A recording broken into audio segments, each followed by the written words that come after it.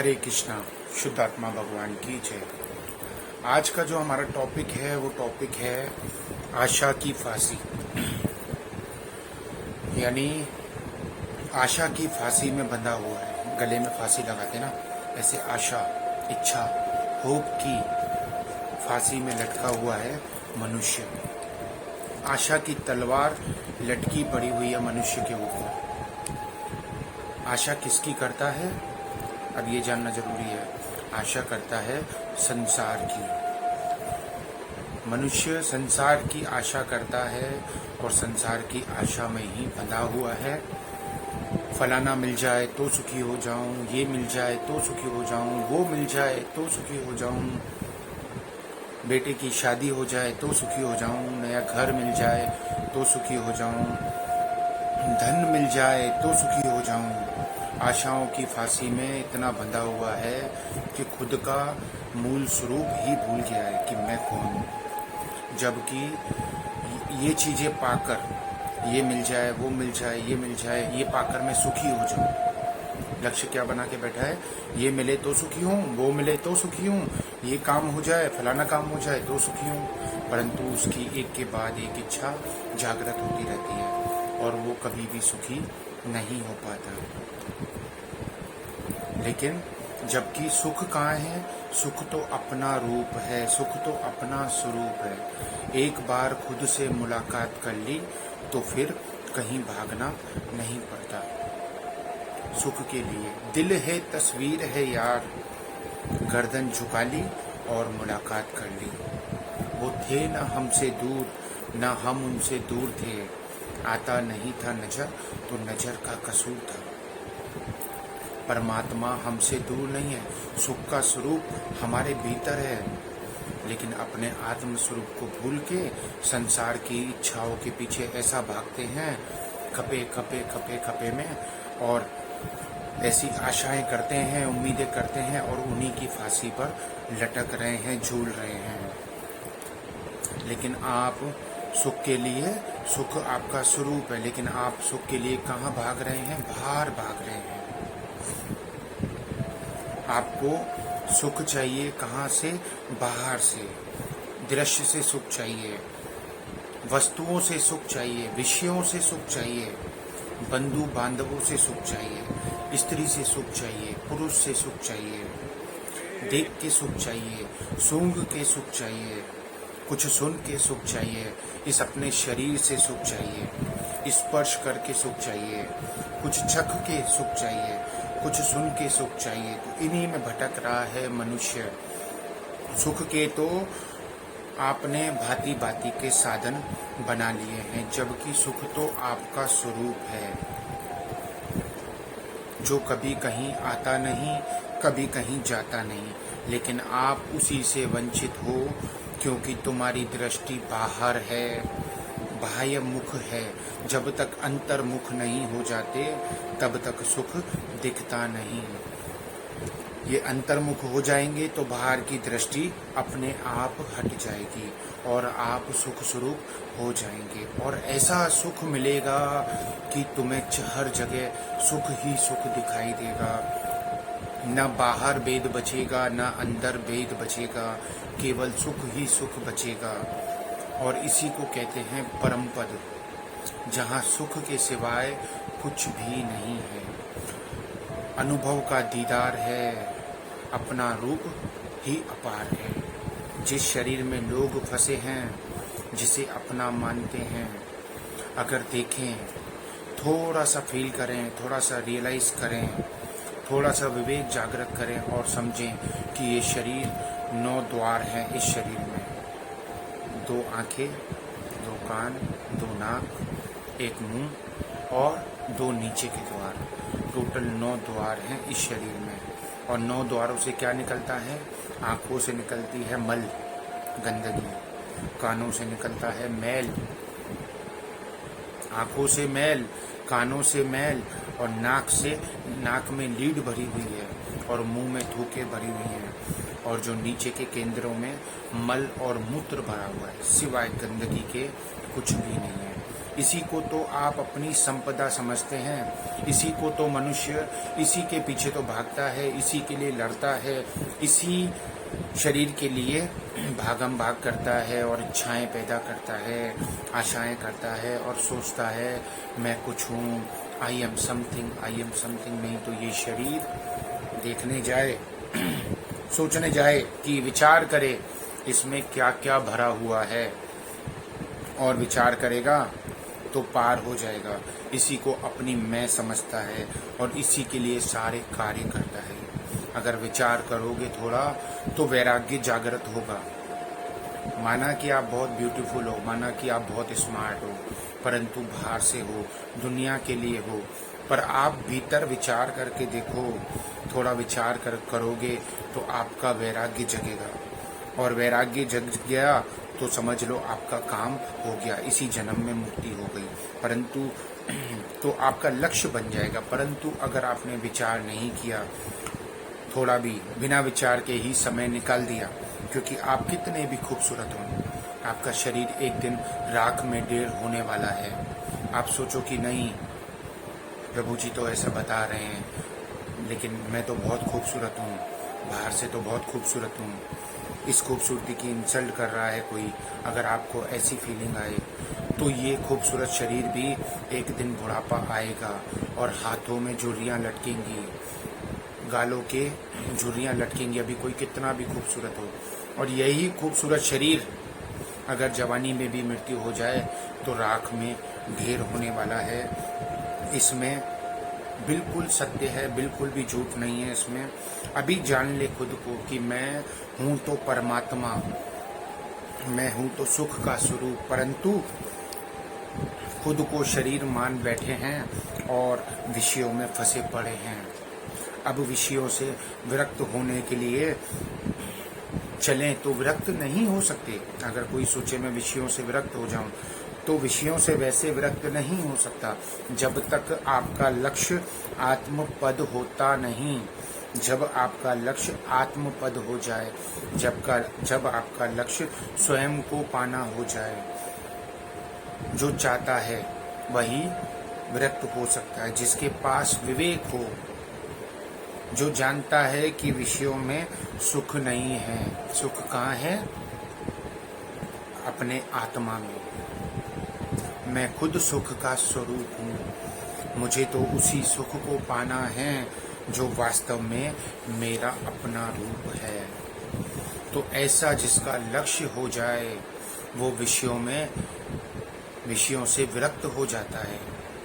जिसका लक्ष्य स्वयं का हो जाए, आत्म प्राप्ति हो जाए, इसी जन्म में ईश्वर प्राप्ति हो जाए, आत्मा का लक्ष्य हो जाए, तो उसे पार होने से कोई रोक नहीं सकता और उसके विषय अपने आप छूट सकते हैं। लेकिन जिसका लक्ष्य निर्धारित नहीं होता, जिसका कोई आधार नहीं होता, बिना आधार के चलता है कोई, तो वो विषयों से मुक्त नहीं हो सकता। परंतु जबरदस्ती कसमें खा के अगर कोई विषयों से मुक्त हो जाए तो फिर वो वापस फिसल सकता है विषयों में। इसलिए आधार होना जरूरी है, किसी भी चीज का आधार होना जरूरी है, यानी लक्ष्य होना जरूरी है। अगर आपका कोई लक्ष्य नहीं होगा तो आप कैसे करोगे? जैसे एक स्टूडेंट होता है, उसका लक्ष्य है मुझे डॉक्टर बनना है, तो वो डॉक्टरी की पढ़ाई करेगा। किसी का लक्ष्य बन जाए कि मुझे वकील बनना है, तो वो लॉ की पढ़ाई करेगा। उसी प्रकार आपका लक्ष्य बन जाए कि मुझे इसी जन्म में परमात्मा को पाना है, अगर आपका लक्ष्य बन जाए कि मुझे अपने आत्म स्वरूप में जगना है और मुझे इसी जन्म में मुक्ति चाहिए, तो आप सारे विषय विकारों से, सब इच्छाओं से बच सकते हो। अन्यथा बचना मुश्किल है। और बचेगा कौन? जिसका विवेक जागृत है। बुद्धि तो सबके पास है, परंतु विवेक भी चाहिए ना, विवेक होना चाहिए। जैसे जहर की बोतल आपको दे दी जाए, उस पर लिखा है जहर, आपको पता है, आपका विवेक जागृत है, आपको पता है ये जहर पीने से मैं मर जाऊंगा, मैं मर जाऊंगी, आपको पता है ना, इसलिए आप उस जहर को नहीं पिएंगे। यहाँ पर आपका विवेक जागृत है कि नहीं नहीं, ये जहर पीने से मैं मर जाऊंगा। इसी प्रकार आपका विवेक जागृत हो जाए कि मैं जो इच्छाएं कर रहा हूँ, जो मैं इस शरीर के लिए कर रहा हूँ, जिस सुख के लिए भाग रहा हूँ, उस सुख को मुझे परमानेंट चाहिए। और वो परमानेंट सुख कहाँ है? मेरे भीतर ही है।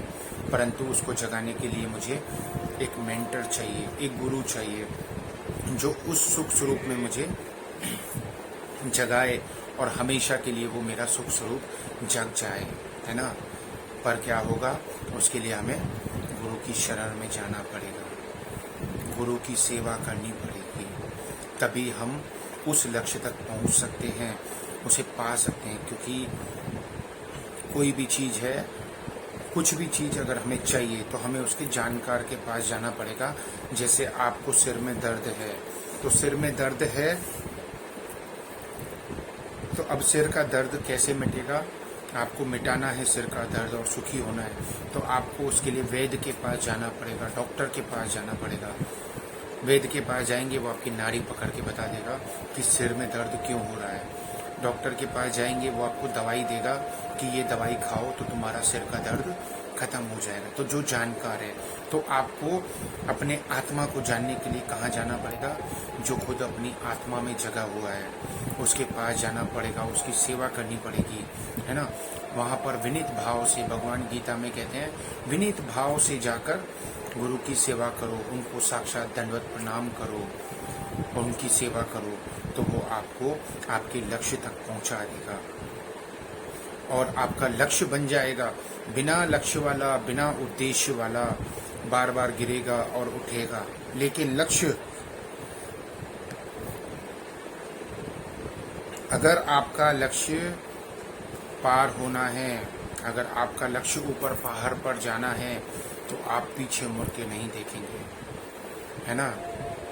और पहाड़ चढ़ते हुए रास्ते में कांटे पड़े, नुकीले पत्थर पड़े, ये सब तकलीफें भी आएंगी, तो भी आपका लक्ष्य अगर पहाड़ पे चढ़ना है, तो आप उन कांटों को, उन कंकीले पत्थरों को, उन पैनी पहाड़ों के टुकड़ों को जो आपके पैर में चुभेंगे भी, उनको न देखते हुए आप अपने लक्ष्य पर ऊपर बढ़ते जाएंगे। परंतु अगर आप डर के मारे रुक गए और पीछे देख लिया, तो आपके गिरने का पूरा पूरा डर है।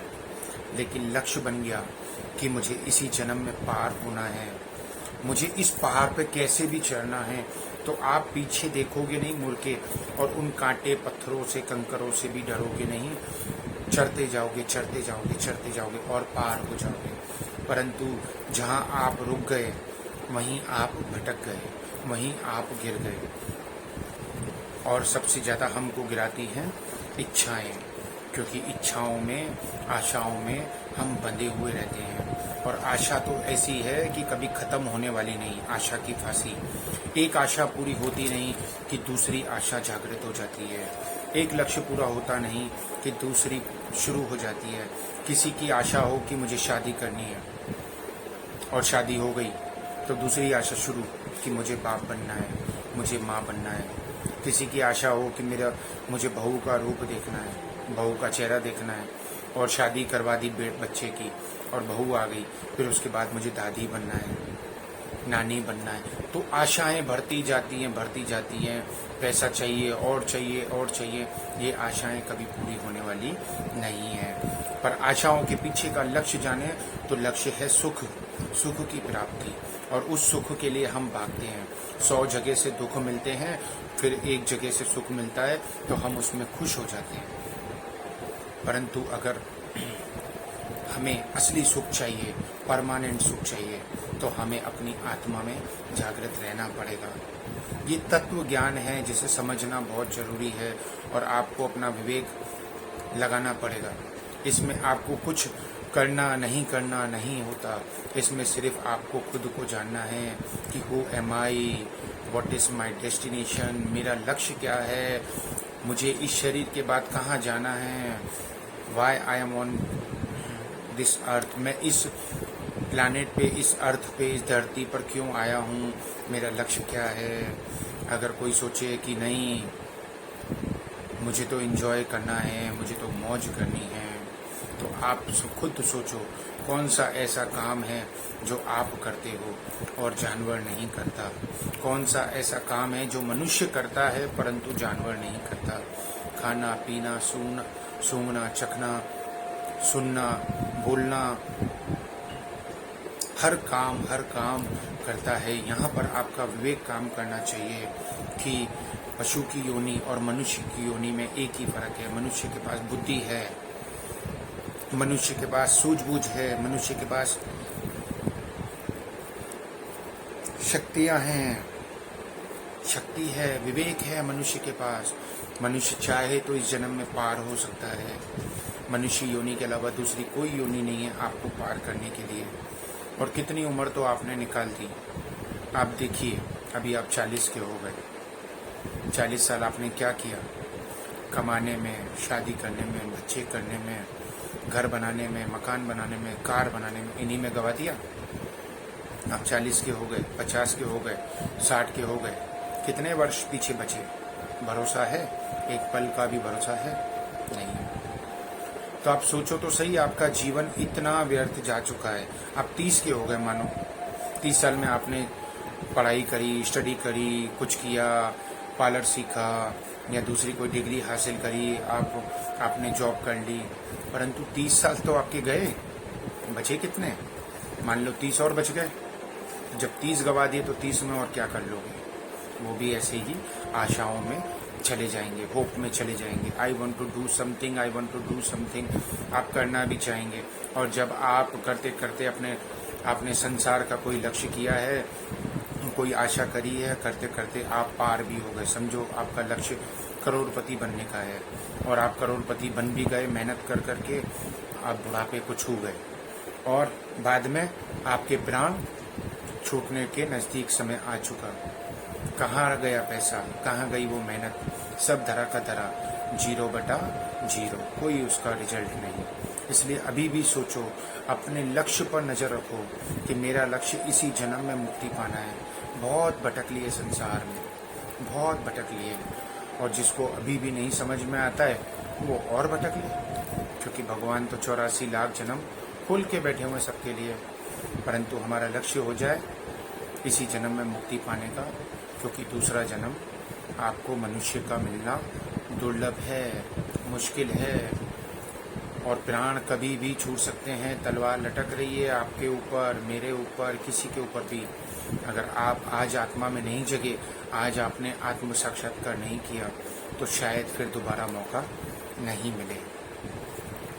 ख्याल रखिए अपना, खुश रहिए, स्वस्थ रहिए, और इस सत्संग को बार बार सुनते रहिए और अपने विवेक को जागृत रखिए और दूसरों के साथ भी शेयर कीजिए जिनसे आप लव करते हैं, आप जिनके बारे में सोचते हैं कि इनका भी जन्म, इनके अंदर भक्ति है और इनका भी इसी जन्म में मुक्ति हो जाए। ये सीधा इंसान है, वो सुने तो वो जल्दी पार हो जाए। सरल व्यक्ति जल्दी पार हो जाता है, उसे जल्दी पकड़ लेता है बात को और समझ लेता है।